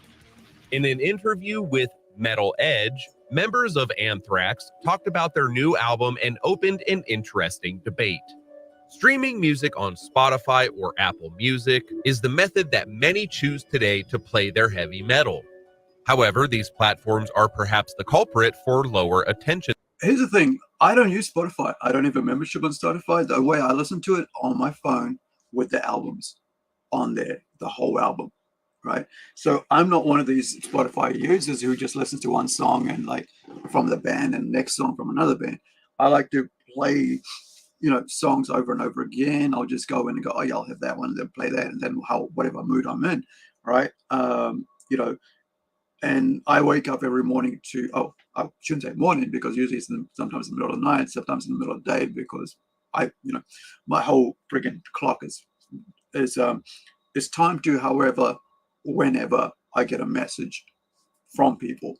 right? So I could have a 1 hour sleep and I'll have to get into a meeting or something, or I have like 8 hours. So it's pretty messed up. So, but when it comes to music, right, I wake up to Wake Up Dead by Megadeth, right? That's like dun dun dun, you know, it's quite poppy. And you know, Anthrax personally, I used to have all their albums up to about the 90s, and so I think White Noise was the last album I owned. I'm not a huge fan of them. I do enjoy the, you know, I enjoy the music, but I'm not. I wouldn't class them in my top 4, right? I know they're supposed to be part of the top 4 because of the amount of work they put out and stuff. But for me personally, I don't class them in the top 4. There are some bands that belong in the top 4 that I reckon is like Testament, right? Testament belongs in the top 4. It's like Megadeth, Metallica, Slayer, and Testament for me. They'll be the top 4. But you know, people like music the way they like music, and they're like, that's what the great thing about having all these different types of music. But I don't like this. What's happening here though? Spans. During their talk, the band made a compelling case for EPs over albums. According to drummer Charlie Benante, it's about understanding new trends and deciding from that point. What if it wasn't a full album? If we released 6 songs and then released another 6 songs? I know from a record company's point of view that doesn't work, but in these days, Scott Ian then jumped into the conversation, pointing out that other bands are wondering the same. Yeah, it's also different now. Slipknot's saying now, why even make full albums anymore? I get all sides of it, but at the same time, what's the point of giving someone 11 songs? Most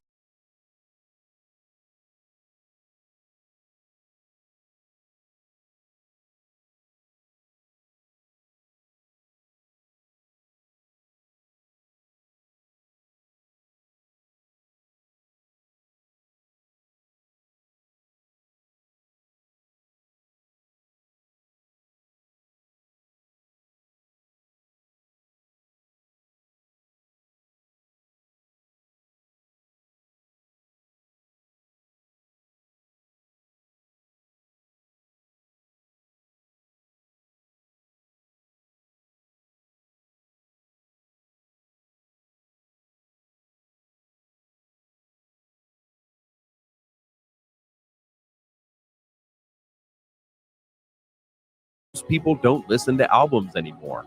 Was the band hinting the new album will contain 11 songs? Think about it. If Anthrax released 5 songs and you have these 5 songs and you absorb it in such a different way nowadays too, I think that may be the way to go, rather than give everybody 11 songs. I just think maybe the business model is different. Maybe for first-time listeners of bands, EPs work. It does make sense because music is a time-consuming hobby, but it of course depends. If you have music on in the background while you're paying attention to something else, is that really listening? Unless you're connecting to the music, I'm assuming you don't want to waste anything, be it your time or money, correct? The Cult released Capsules at a time when everyone was getting into free-streaming culture with the new iPods and stuff. This is why Scott Ian is worried about only playing 6 new songs live. On For All Kings, we didn't play all of those songs at any point. I think there are maybe 6 songs on the record that got played, and that's it. I almost feel like you're wasting them. Then Charlie Benante says, and easier to digest too. You would appreciate it more if it was just 5 songs. And these 5 songs are fucking killer. I can't wait for the next 5 songs, knowing that we will release another 5 or 6. How do you listen to your music? Do you think it's fair that bands have to produce more songs despite the lower attention spans? Let us know in the comments below. It's really strange to consider that, right? I mean, for me, I think like it's weird to like, because if you're going to release an EP, you don't expect you know, the fans to pay for a full album price, right? Then we're going to pay like, if you're going to release like you know, 6 songs, don't expect me to pay $80 for a record, right? And I mean album, right? Or whatever the price of CDs is. I haven't bought a CD in years. Actually, I did a couple of years ago. I think it was about $20 or something, 25.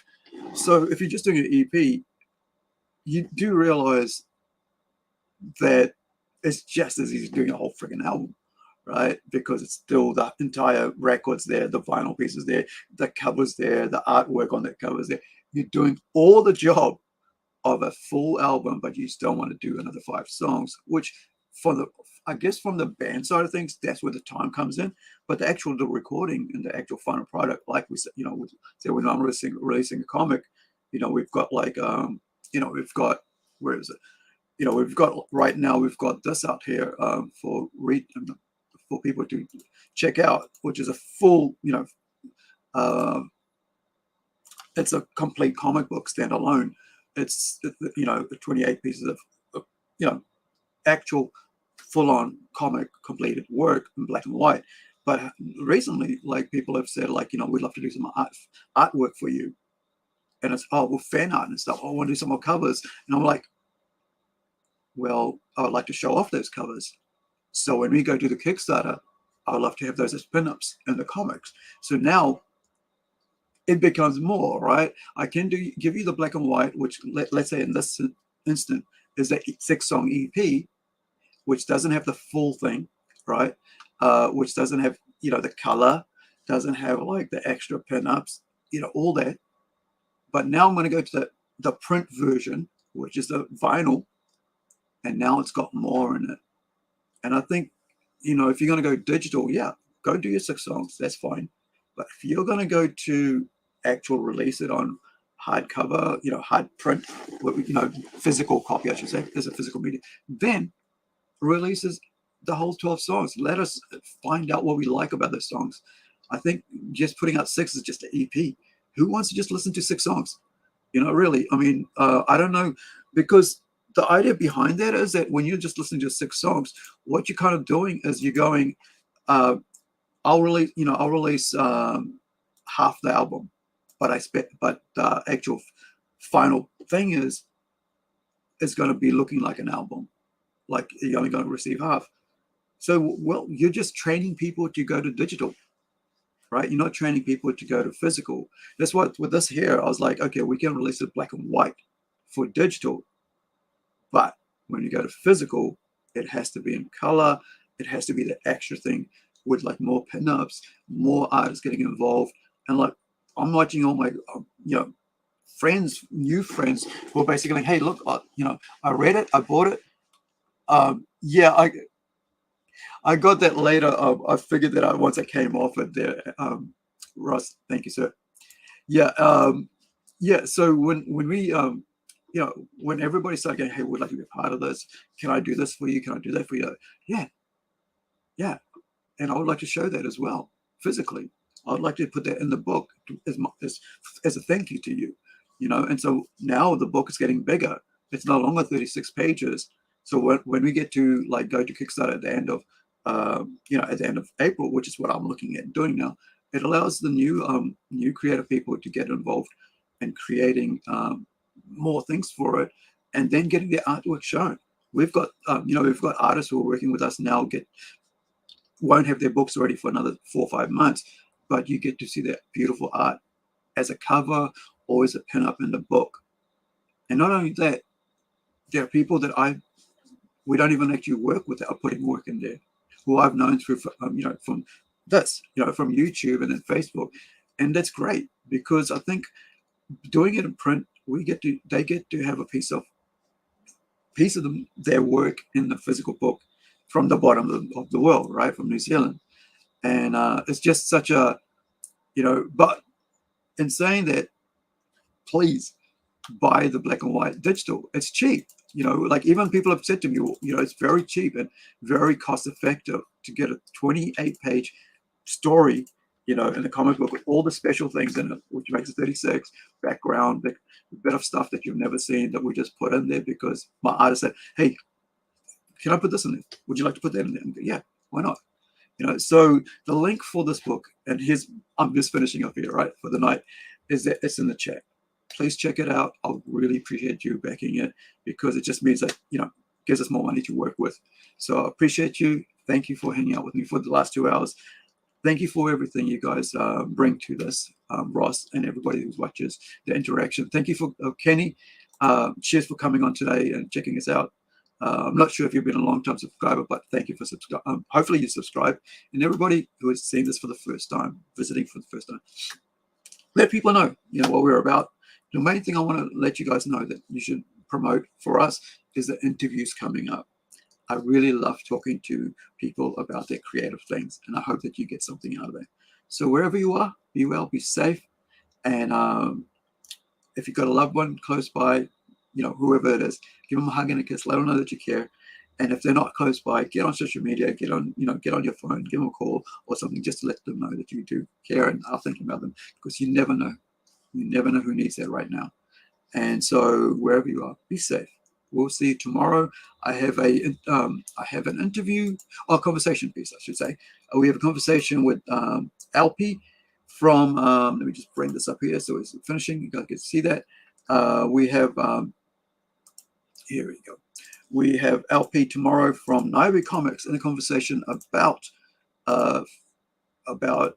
crowdfunding, about getting published, with Antarctic Press, and just a conversation about all the things that are happening, for him, as a creator. He's been in it for 10 years. It'd be great to see, and we're just starting out ourselves, right? So it'd be great to see someone, with 10 years experience in that. And he also does his own channel and stuff, so you guys can check that out.